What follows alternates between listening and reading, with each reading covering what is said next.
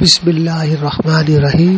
قرآن کے تعلق سے شیخ فاریق نائک نے کتنی عمدہ بات کہی، اور دوسرے کابر بھی کہتے ہیں کہ قرآن کو سمجھ کر پڑھیں، اور قرآن میں کوئی غلطی نہیں ہے، یہ 100% صحیح ہے، زیر زبر پیش تک کی اس کلام میں غلطی کی گنجائش ہی نہیں۔ انہوں نے قرآن کی تعلیم پر اپنے لیکچر میں اس بات پر زور دیا کہ قرآن کی تلاوت کریں اور اسے سمجھ کر پڑھیں، مسلمان اور دوسرے مذاہب کے لوگ اسے سمجھ سکیں، کیونکہ قرآن پوری انسانیت کے لیے رحمت ہے، اور جیسا نازل ہوا آج 1400 سال بعد بھی الحمدللہ ویسا ہی ہے، اور جیسا اللہ تعالیٰ قرآن میں فرماتا ہے کہ ہم نے اسے نازل کیا اور ہم ہی اس کی حفاظت کریں گے، بے شک آمنا صدقنا۔ تو یہ ضروری نہیں ہے کہ اگر آپ کوئی فن میں تعلیم حاصل کرے یا ڈگری حاصل کرے کہ آپ کو لازمی وہی فن میں یا ڈگری میں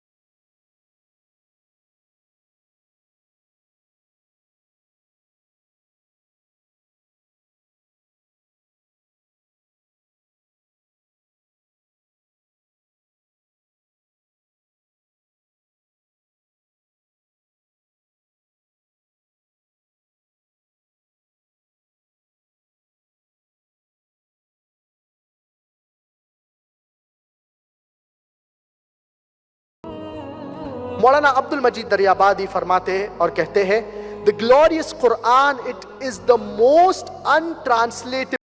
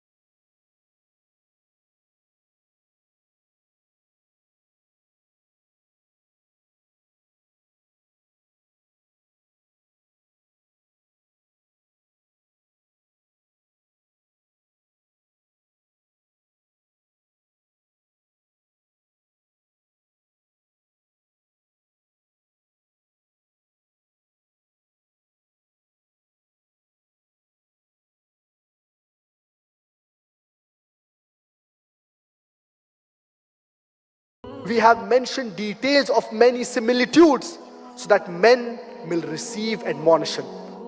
اللہ سبحانہ و تعالیٰ نے قرآن مجید میں کافی مثال کا ذکر کیے ہیں تاکہ لوگ اس سے سمجھے، تاکہ لوگ اس کے اوپر تفکر کریں، so that people they understand the message of Allah subhanahu wa ta'ala. اور ہم سب اپنی زندگی میں قرآن پڑھیں، سمجھیں، اس پر عمل کریں اور اس کی دعوت دیں.